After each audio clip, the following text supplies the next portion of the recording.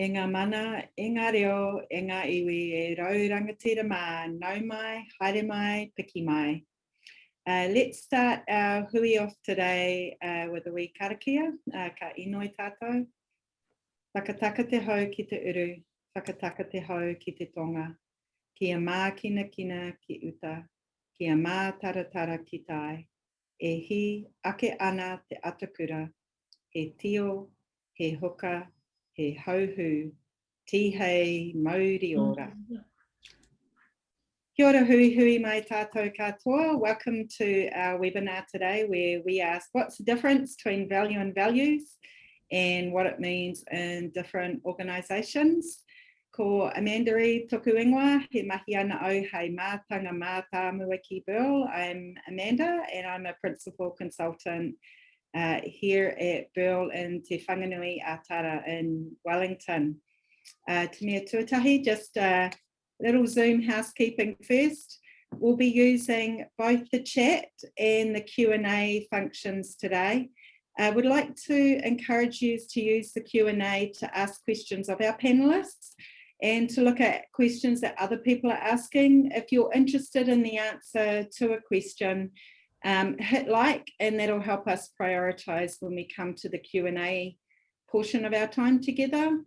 We'd also like to encourage you to use the chat function to comment, to add in links, and to ask any technical questions, like if you're having Zoom issues. My colleague Conrad, who's a little bee in the corner, he'll be monitoring this and will be able to help. So any panelist questions in Q&A and technical questions in kōrero in the chat function. And now I'd like to introduce our three panelists, our three thought leaders for today's webinar. First, I'd like to welcome Anjum Rahman.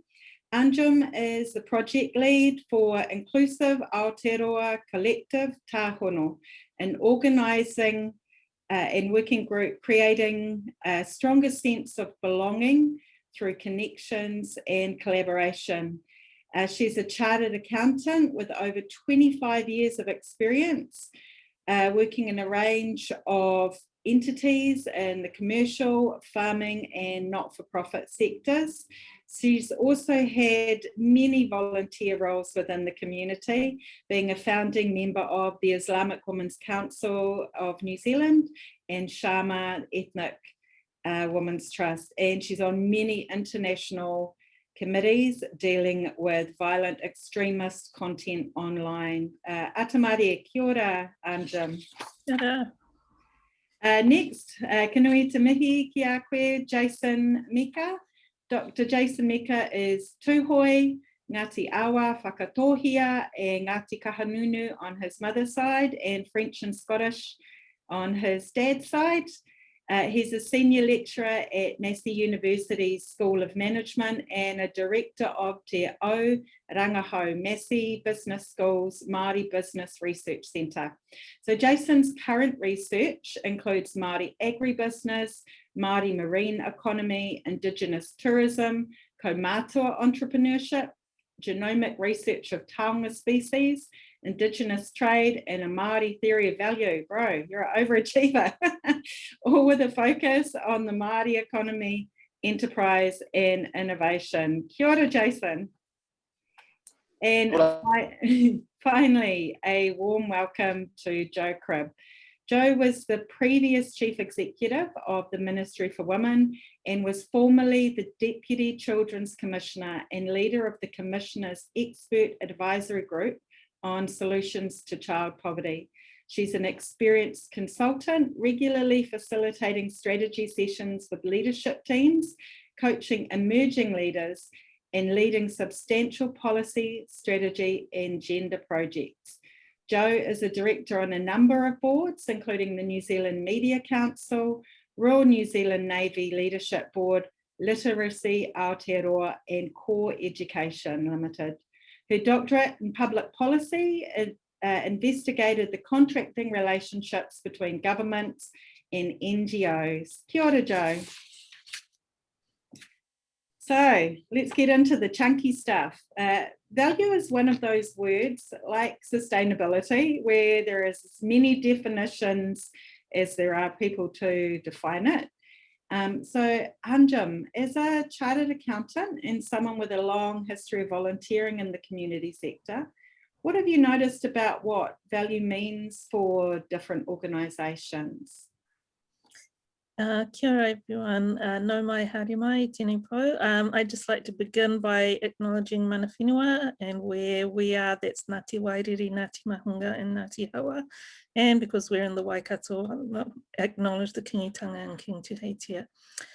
So as an accountant, you know, I think back to when I was studying about accounting and what we learned about how what is measured is considered, you know, that is what is considered important, and how much a set of financial statements, particularly at that time, would leave off, wouldn't measure. It would measure the financial activity, but we weren't measuring pollution, carbon footprints, we weren't measuring social costs, for example, the costs of an algorithm, measuring the value of our human resources. So we know that non-financial measures of value are really important. But for corporate organizations, you know, share price is a measure of value, but what is built into a share price is a projected profitability, reputation, the governance and senior management team, the industry, whether it's sunset or emerging, political and economic stability, boom and bust cycles. So, you know, when you look at a share price, can you say how much of those things are incorporated? Like which bit of the share price measures those things? And if you're in a global financial crisis, then maybe none of it is measured at all. So with NGOs, of course, we don't have a tradable value. You can value the assets and liabilities and get a net worth of the NGO. But given that NGOs are meant to sort of use up all the funding they don't get to build up a whole lot of net worth. So they don't reflect, those values don't reflect the work of the organisation. The value of NGOs is in the social impact and what the problem is that they're trying to solve. How well have they solved that problem? And in trying to solve that problem, has society as a whole benefited? So for a long time, we recognised that we have to go beyond just what is delivered. And so, you know, that model that we had in NGOs where you measure outputs, the number of people attending this workshop or learning this, or you know, they went to a driver's license program and they got their license. I mean, yay, they got their license, but do they have access to a car? Has it benefited them? And so on. So we know that through Charity Services and the Accounting Standards Board that there have been some attempts now to require charities to measure non-financial aspects through the Statement of Service Performance and the Statement of Entity Information. The latter is much about who the organisation is and the former is about what they want to achieve. So the focus is more on outcomes versus outputs, and the problem with outcomes is the difficulty in showing causation. And measures of well-being, you know, when we know that there are agencies, particularly international agencies, but there probably are local ones as well, that are working in evaluation and using evaluative measures to quantify outcomes. But there's a real concern that those measures might be used for funding decisions because the measure of outcomes can be quite a risk for organisations. And what if you can't prove positive outcomes and therefore values? Do you want me to carry on with the value and values stuff or? Go for it. Yeah. I'm enjoying the korero. Cool. So in terms of values, stated organisation values and the value of the organisation, I do think there is some correlation, but it really is about living the values. So, you know, I've been looking in the last couple of months for other work at values, and we see them on corporate websites, and they, oh my God, like corporates have logos specifically for their values. I'm like, oh my gosh. You know, as a person from the NGO sector, that's just like, no, don't do that. But, you know, it's like you can have all your logos, you can have your websites, but how are those values impacting the performance of the organization, and how do you measure that? I have no idea. That's the job of economists, so I'm not even going there. But, you know, the thing is, what are the actual values, not the stated values, what are the actual values, the lived values?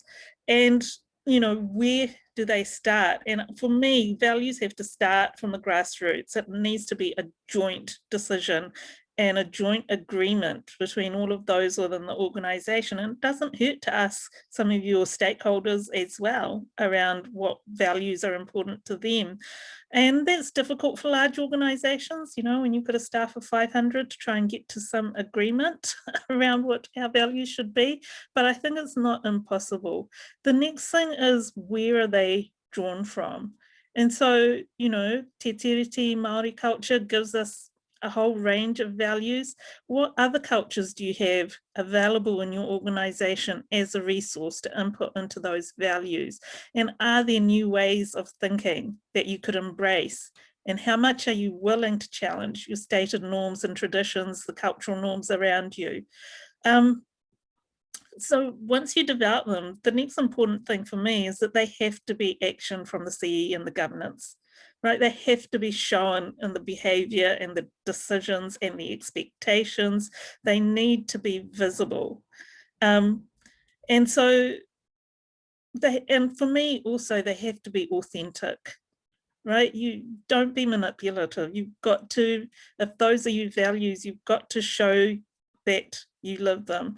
So, and when I think of inclusive Aotearoa collective tahono, some of the values that I put in place, and I think that the team, I hope they agree on, and we've spent a lot of time on our values, but just simple things for me in terms of the project lead, that my staff don't volunteer hours, they get paid for their work, and I'm very clear that you don't do volunteer hours. You should be paid for your efforts. If you can't get the work done in the paid hours, then we talk about it, we reshuffle, we reprioritize, look for more capacity or expertise or more training. Another value is about devolving leadership and power as much as possible. So, you know, collaborating, seeking consensus. There have been times where if some particular person is not happy with a thing, we scrap it and we start again. Certainly we own our mistakes and we don't beat about the bush with that. If we're wrong, we own it, we state it, and we show how we're going to do things differently. So, and I could go on, you know, building trust through open communication using a really low ego approach. So as a project lead, I've had staff that are paid more than me, even though I manage them, and I don't care. If they have good skills and better skills than me in some areas, then that's fine by me. So, and we don't do those things to create economic value. We do them because it's the right thing to do. I mean, what if your values don't actually create value? What if they are actually a cost? I mean, for me, it's like you would still do it. I take, and I have tended to take always a human rights approach as opposed to a utilitarian approach. And I did a lot of research recently around the benefits of diversity and looking at all the research that is out there around the benefits. And I'm like, so what? Human beings have value, and that always comes first. And I think in the NGO sector, staff aren't valued. Funding is based on salaries at a minimum. Organisations are stretched, and so many of our NGO staff are doing excessive volunteer hours, and I don't know how well that is captured. So Charity Services asks it in terms of how many volunteer hours. And I think organisations will capture their volunteer hours, but do they actually capture well their staff volunteered hours? And, you know, the work that most of these staff do, well, all of them really, is incredibly valuable, but not valued in remuneration structures. So I think, you know, also when we look at hiring and, you know, merit-based and all of those things, you know, how do we measure value? And we look at degrees and qualifications and past work experience. But when I think about being a funder, because I also have a role as a funder, there's also this notion of social capital, that people get social capital through networks, through connections, through where they live, through all sorts of mechanisms. And the question for us is, how do you get funding to people who don't have social capital, who don't have strong governance, who don't have strong financial structures? And are we saying that those people are not valuable and they don't deserve to be funded? Of course they do, you know. And so then it's about changing the way that we think and the way that we work and the support that we put around those people, all of those things. So I'm going to leave it there because my honoured colleagues are no doubt going to have lots of lovely things to say. Thanks. All right, laying down the wero. So I guess, Jo, actually, I'm going to hand it to you in terms of, you know, like as Anjum's talked about the role of governance and leadership, and stakeholders are increasingly interested in the relationship between values, reputation, culture. What's the role of governance in shaping those organisational values? How do they make them alive and authentic and representing the whole organisation? Great questions there, Amanda, and thank you, Anjum, for your thoughts and provocations, though they're not really provocations, that they feel a bit like truths, and I'm great that you said them. It's interesting, I guess, when we look at through the whole concept of values through governance lens, and increasingly, and I think this is a positive move, is that they're actually becoming part of the obligations or even liabilities and responsibilities, that they're being codified. So if you think of something like the Health and Safety Act, where basically most of the liability or accountability sits with governors, increasingly we're seeing the wellbeing aspect of health and safety being discussed, perhaps even being, I don't know, codified through some, judicial processes. And of course, wellbeing is a value. It's all about people and how you value them. So we're starting to see, I guess, in the framework of governance, values. I would argue that they were always there, but were they positive values? There's always been values there. I would also think, as if you look at through one of perhaps the most important, I wouldn't say important, one of the key documents in, I guess, the New Zealand governance landscape would be those who are Institute of Directors members have basically signed up to a code of conduct, which includes the 4 pillars, of which one is about the culture and the values of the organisation. So it's codified, I guess, in governance practice. But the question that I think you're really asking is, what is the role of governance in making that happen? And of course, governance operates on many levels. I have the, I guess, privilege of working with a number of boards. So, because often they're like little black boxes, right? They're just things that happen in rooms. They aren't, nobody sees them. They're very sort of, you know, sometimes even mysterious things. You know, you go into the boardroom and suddenly you become a different person. What I find when we move into this governance space is that actually how board members treat each other is the key, and how they would treat anyone who comes and advises them is one of the first parts of how you live your values. And I often see organisations that will have values of manaakitanga and then behave quite differently as soon as somebody comes in the room, or how they treat each other.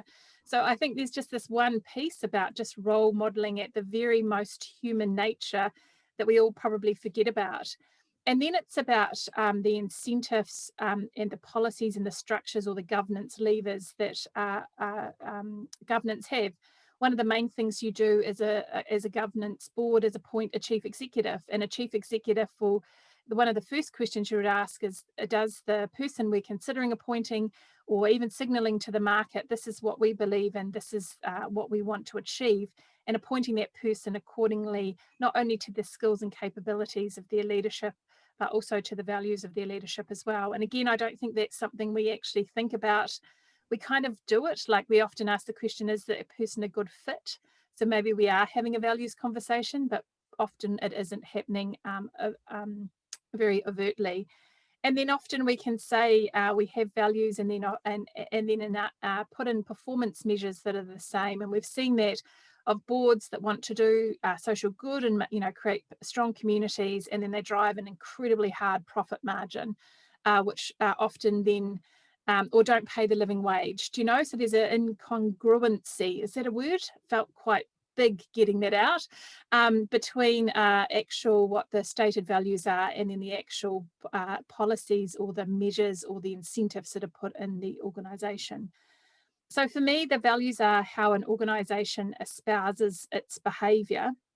And again, you can have the best policies, you can have the best strategies, but they're all paper, right? Unless they are put into place. And again, I think that starts right from when a board starts to meet and greets each other. Do you know, it starts right the way through, flows all the way through the organisation.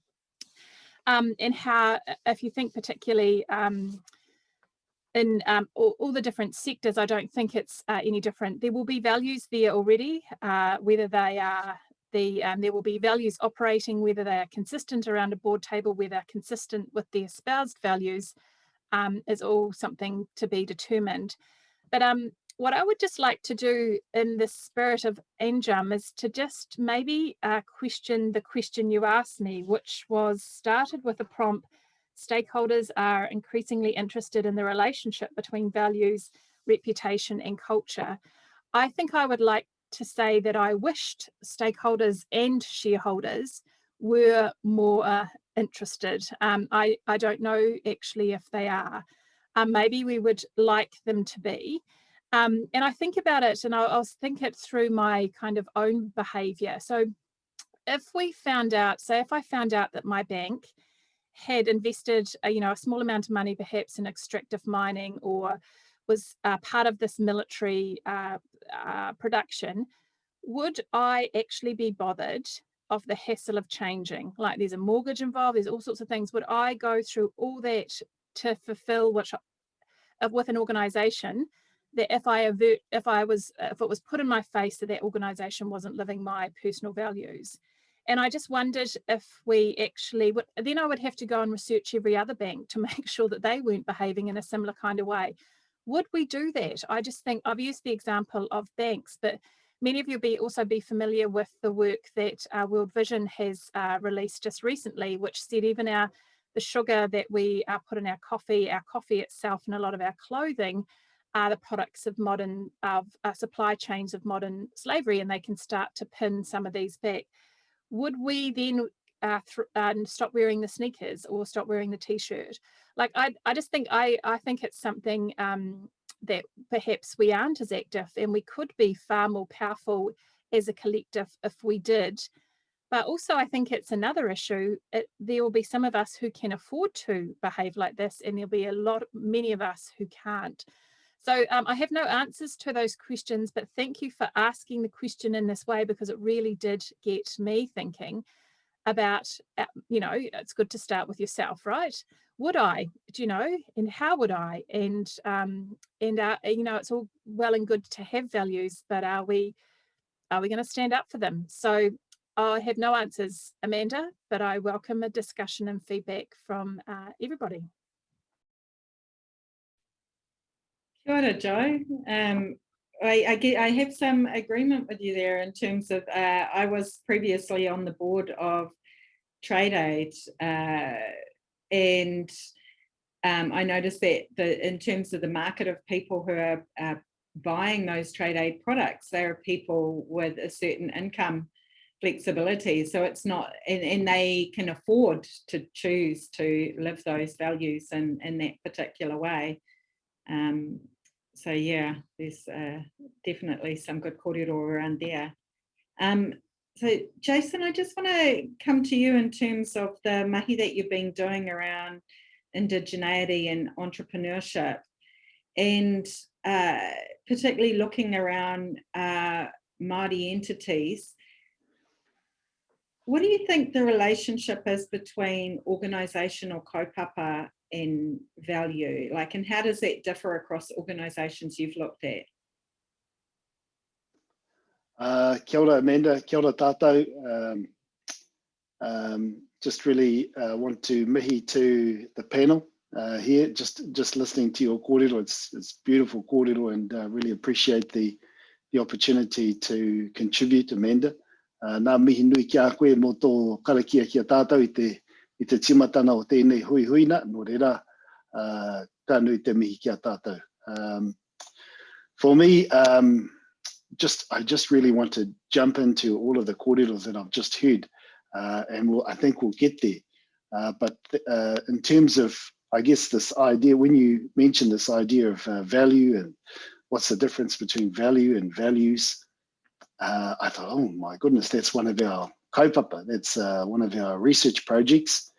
And so Ngā Pai o te Maramatanga, which is New Zealand's Māori Centre of Research Excellence, one of their kaupapa is whaimana, understanding Māori economies. And the researchers in Ngā Pai o te Maramatanga had a question, and their question was, is there a Māori theory of value? And what is that exactly? And when they started asking that question, about 34 researchers started showing up to these Zoom hui to try and figure out, well, what is this question? Where did it come from? And how might we answer it?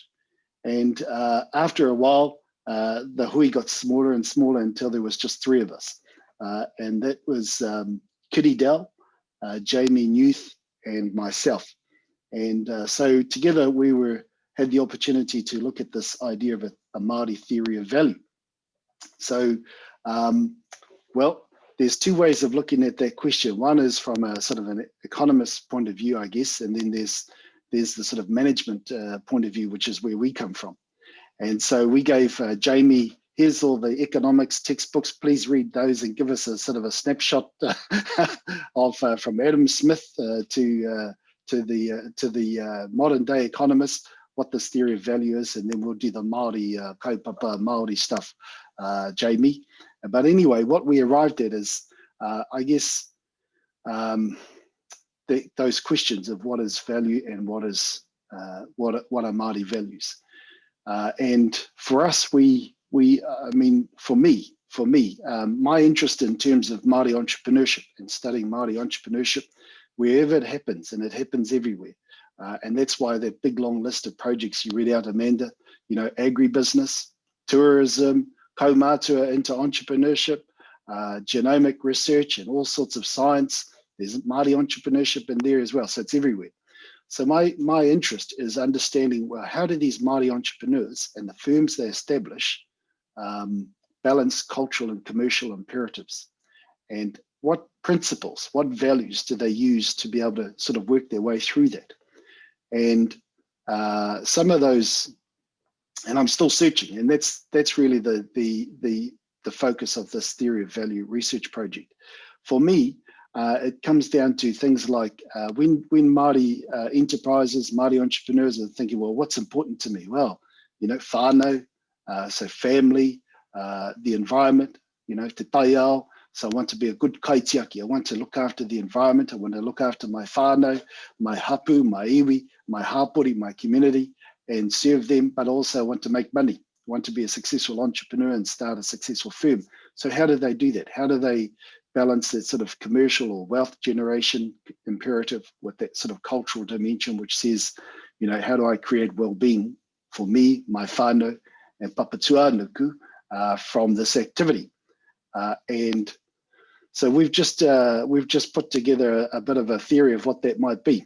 And it, for me, it comes down to 2 things. One is a concept called mana. And in Te Ao Māori, everyone and everything has mana and mauri, you know. So people have a dignity and a value and a worth. And I really just relate to Anjum, your kōrero around the dignity of human beings and people. And so how do we enhance the mana of people through our activities as entrepreneurs and enterprises? And so that was an important aspect too. And Manuka Henare, who's passed away earlier this year, is written about the economy of mana. So a whole bunch of, if we're entrepreneurs and firms, and we're approaching business in a way that enhances people's mana, their dignity, their worth, their status, then that's a good thing. But how do we do that? Then the other concept that we looked at is hau. Now hau, you hear this word hau used in relation to hau kainga, so people of the home. So when you think about home, the home people, you talk about them as being hau kainga, the spirit and the vitality of home, where you come from. And that concept of hau, when you match it up with mana, you come up with a concept called mana hau. And so for us, that's our theory, our initial stab at it anyway. So we'll see if it plays out. What we really need is an economist to put an equation on it and see and see if it's real, because for us it is. So when we see Māori entrepreneurs and enterprises engaging in entrepreneurial activity, no matter what sector or scale it is, what we suggest is perhaps they're using this idea of mana hau, which is where what your activity is trying to do is to enhance the mana of others, so your mana is enhanced in return. And the return is through hau, the spirit of the gift. And lots of people have studied the spirit of the gift, the hau, and our idea is, well, let's join the two up and see where we get to. So that's a potential theory, and but the other aspect is, well, we need to quantify what do Māori value. And through our journey of this research project with Kitty and Jamie, we come across a colleague of ours, Associate Professor Kala Haukamo, who did this research, who has initiated this research called the Māori Identity and Financial Attitude Survey. And she surveyed 7,019 Māori to ask them that question, well, what do you value? And well, we've got all this data. Now we need to figure out, well, what does it mean?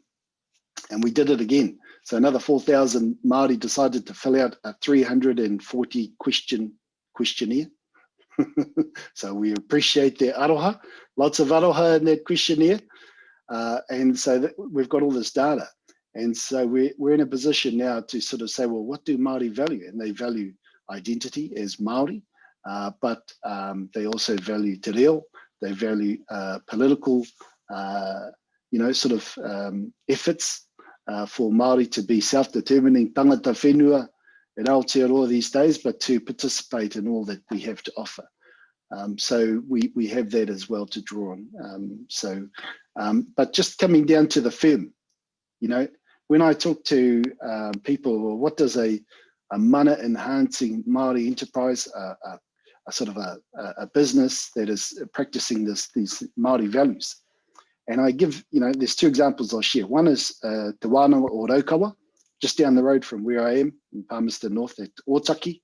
Now, Te Wānanga o Raukawa have 10 kaupapa, and kaupapa tuku iho, values that are handed down by ancestors that they use to both direct what they do, how they teach, what they teach, and the outcomes, their performance. And they use it to evaluate their direction and their performance and the benefit and value they deliver through what they do. And that's things like whanaungatanga, rangatiratanga, kaitiakitanga, and ukaipōtanga. And so there's 10 kaupapa. And so that organization lives and breathes its values. And that will tell them if they're on the right track or, if they're heading in the right direction. But it's a sort of it's a tertiary education organization. But then there are sort of profit-making Māori enterprises out there that want to incorporate Māori values and apply them to what they're doing. An example is my mate is an accountant. A lot of love for accountants. Everyone should have a good accountant, especially around tax time. And he runs a firm called GHA. What is GHA? Glenn Hawkins and Associates in Rotorua. They are a Māori accounting firm that works with Māori enterprises to assist those Māori enterprises to be successful as Māori enterprises. And they apply kaupapa Māori values to their business. So, whanaungatanga, kaitiakitanga, manaakitanga, rangatiratanga to their business.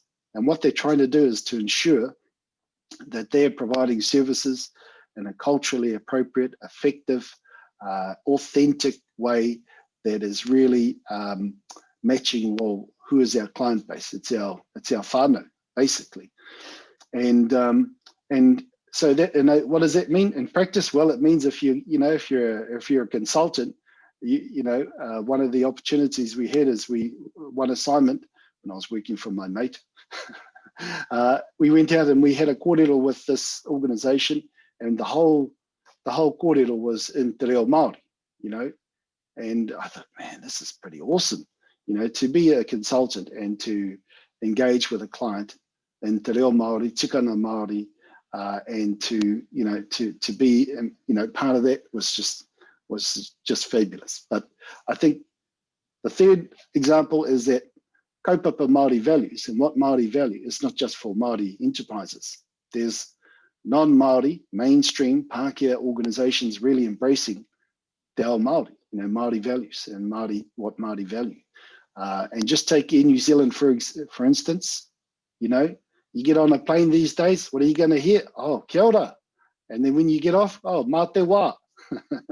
And, and they're expanding their incorporation of Māori values, te reo Māori, in both the management and the service delivery and the whole organization. And why are they doing it? Because it's their whakapapa, their heritage. They're from Aotearoa. They're not airplane business in Australia, or they do fly over there, but they're from here. They represent us. And so they're embracing that cultural dynamic.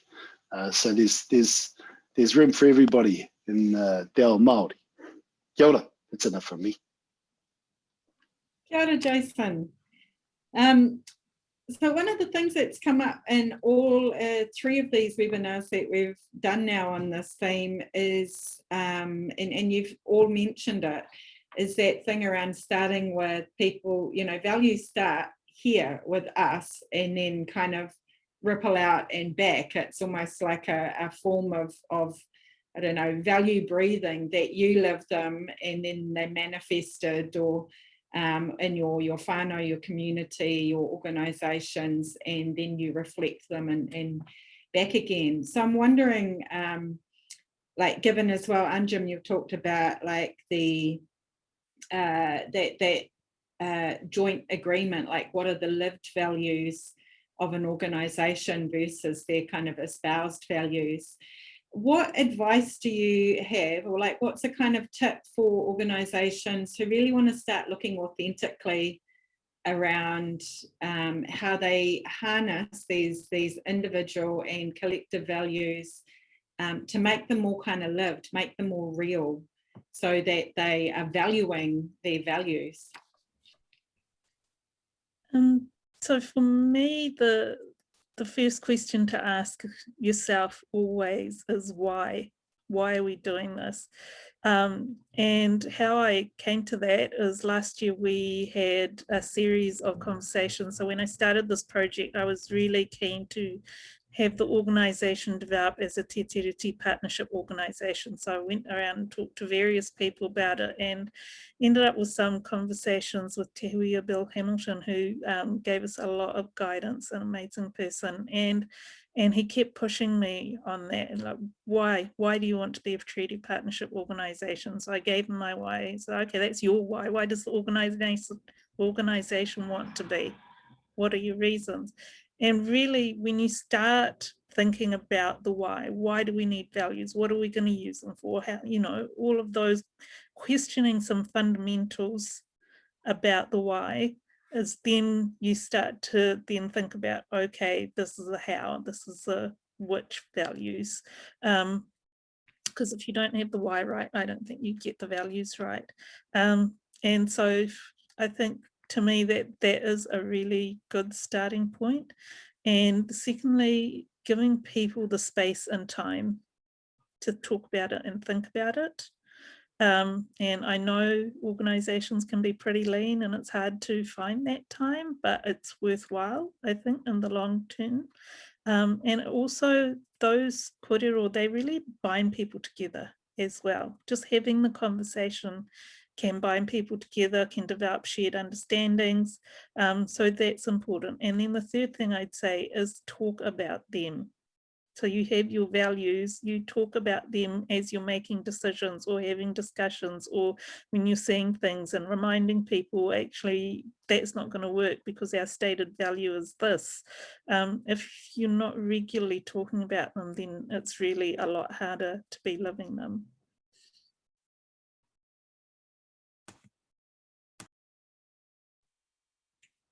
Jo and Jason, do you have anything to add to that kōrero? One thing I would say is a tip, and I guess I've used it in some of the work I've done with large complex organisations who want to address, I guess, their gender equality as a first movement forward. Probably in some ways that is, say, a gender, patterns of gender inequality are in some ways like a superficial. Does that make sense? There's something's going wrong here, but it's often the most obvious that something is happening. And what I've managed to do to enact change is to work out what the not so much what the espoused values are, but work out, and you can often do it very quickly, about what the organisation actually cares about, what the organisation actually values. So in some organisations, there are things that are really prized, like, and it might be promotions is often in some, you know, having a title, having everything that goes with the promotion, and that is valued. And if you can tie then what is actually valued to what the changes you want to see, i.e. if you want to be promoted, you have to show how you've contributed to gender equality, right? You have to have a team where you've actually retained some women, they haven't all left. Do you know what I mean? So it can actually, values are an incredibly important I guess, lever of leadership, but I wouldn't say it's the value. It's naive to think it's the values that you've put on the wall, if that makes sense. Other things that I've seen are valued as back in the day, you know, there was the opportunity to go overseas to a conference was like this, you know, it made you the golden person, right? And so tagging that, making sure that those are rewards that are highly prized, highly valued, because that is obviously is actually tagged towards your actual values, i.e. that they're shared, that you know, there's equal opportunities to achieve them. All those kind of things actually can be a most powerful way of organisational culture change. So values become one of the key, most important things to, I guess, organisational performance. But what I'd also say is I've been in many conversations around, is it values or is it behaviours? An organisation can have values, but can you tell me to have them? I have a set of my own, right? That is part of my whakapapa. It's part of how I was raised. It's a whole raft of things. And it was probably I think the research says it's probably very set in sort of my mid-teens. But what you can ask me to do is to behave in a way. So I think that's an interesting piece there that perhaps we need to unpick as well. Just interesting. I'll just throw it out there again. Got all the questions and none of the answers.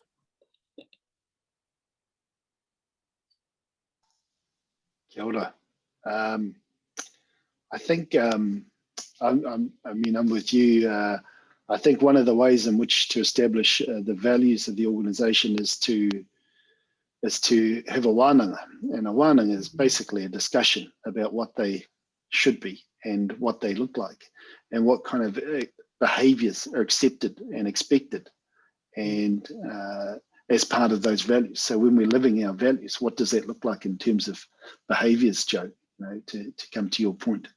And one of the things around values is when they appear as tikanga in organisations. So what is the culture of the organisation, organisational culture?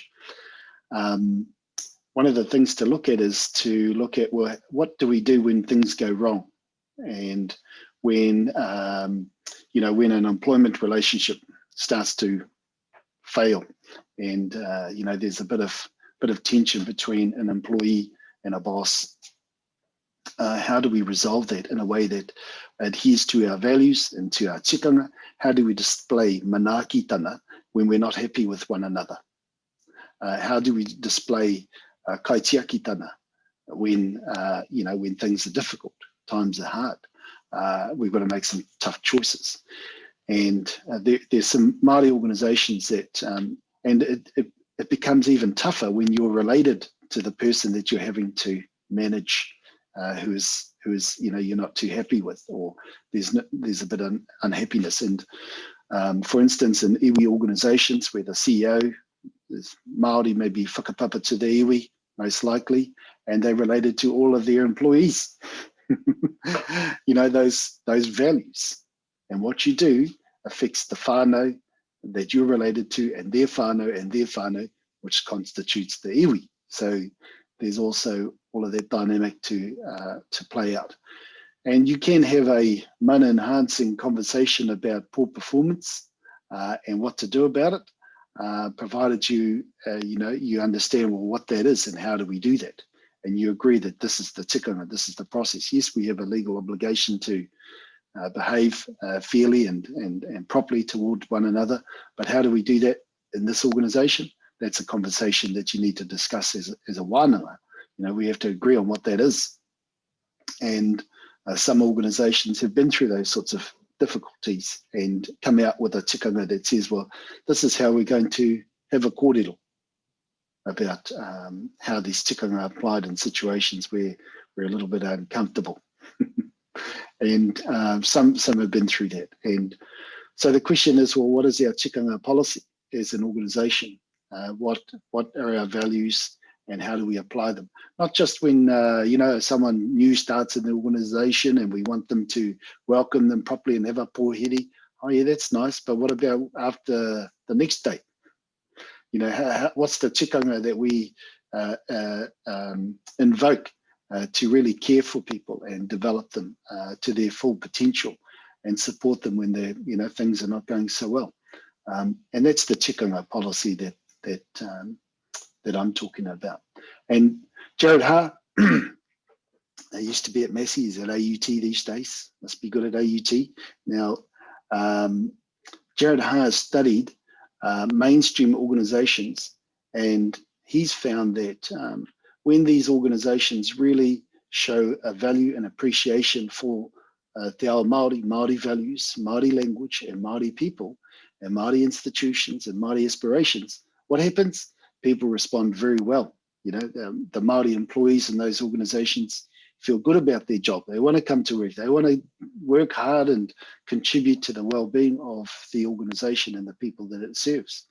And so what does that mean? It means that when we value people and value their culture, wherever they've come from, their language, their backgrounds, their whānau, value the whole person, we have a better connection with people and a better outcome as a result. And that's mana enhancing behaviour. And when all of that tikanga is applied in those sort of situations, you're likely to get a good result. Won't be perfect every time. Yes, sometimes we're not going to like each other. But the tikanga is set once it's set. Kia ora, Jason. We just have time for one question that's in the Q&A, and actually it's specifically at you, Jason. It's from Graham Osborne. He says, kia ora koutou, question for Jason. Minister Nash has stated a preference for a future tourism focus on value over volume, i.e. specifically targeting high-yielding visitors to Aotearoa, New Zealand, which means people that pay a lot. How would Jason recast this aspirations in terms of the mana economy, expanding maybe on the concept of mana reciprocity? Kia ora, Graham. Not really a 5-minute question, but give it a go. Okay, I'll try 2 minutes. Mana reciprocity is exactly manaho, and so if we can apply manaho to tourism, I think we should give it a go. So ngā mihi nui ki te Minister Nash, for laying that kaupapa down. I just give an example of that. So over the hills a bit is the Wanganui Awa, and the Wanganui Awa is known to the people there as Te Awa Tupua, an ancestral being whom they've had a 800-year-old relationship with, and we recognise that ancestor and their relationship to it. And what we did is we talked to some of the Māori tourism operators over there and sort of said, well, you know, what's your relationship like with Te Awa Tupua and tourism, and how do you do this sort of stuff over there?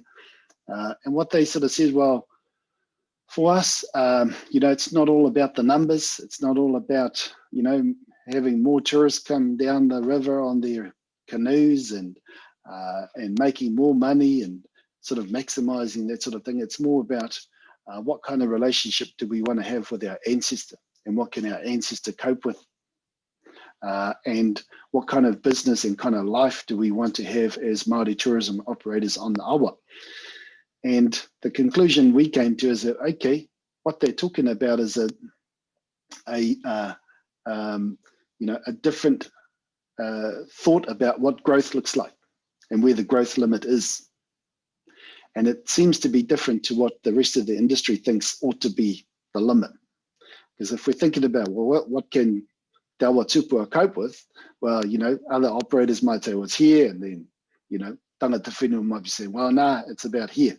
This is how we need to roll with it. So there needs to be a conversation about what we mean by value over volume.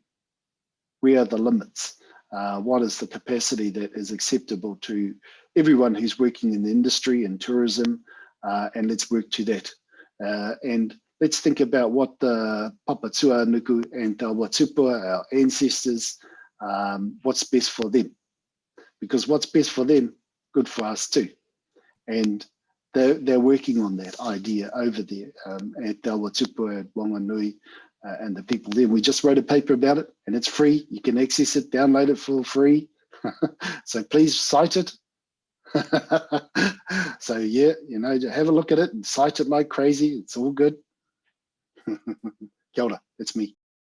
Can I just add a comment in there? That was a lovely answer. I just, you know, the egalitarian in me, I just genuinely rebel against this notion that only people with a certain amount of money should be able to enjoy natural gifts. You know, these are our natural gifts. But of course, you know, I agree with you around that balancing act and what is sustainable. That absolutely has to be there.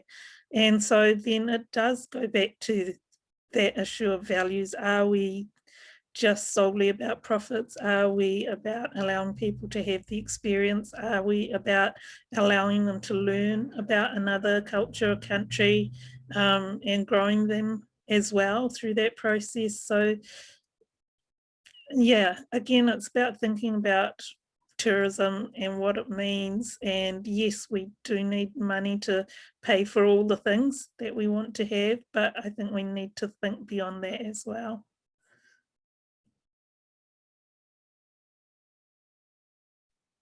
Okay, well, that time has gone super fast. So I'd like to thank Anjum, Joe and Jason for their generous time, energy and contributions. Any last takeaway before we sign off for the morning?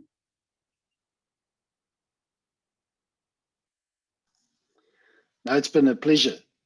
Just hearing all the beautiful kōrero and to participate in this forum, Amanda. So ngā mihi nui ki a koe and your colleagues in the background, the bee there, the little bee in the corner, running the show in the background. So kia ora. Kia ora. I always love how when you bring different people together, the strands end up weaving together so beautifully. And I think, you know, something to take away is the, for what Anjum said, is around the thinking about the why. Why are you wanting to do these things?